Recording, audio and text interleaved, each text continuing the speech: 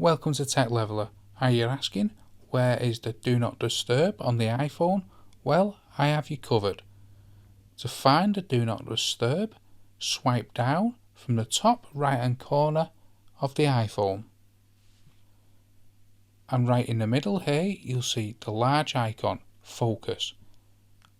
Tap and one long hold press on that. This will bring up the Do Not Disturb options. You can select your personal, sleep, and you may have other options on your iPhone. Or you can simply press the Do Not Disturb at the very top, and this will turn on the Do Not Disturb. So that is where you find it.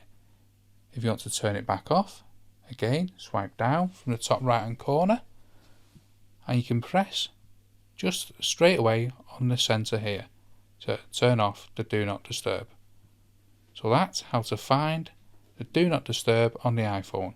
Hope you found that video helpful. If you did, smash the like, smash the subscribe, and thank you for watching.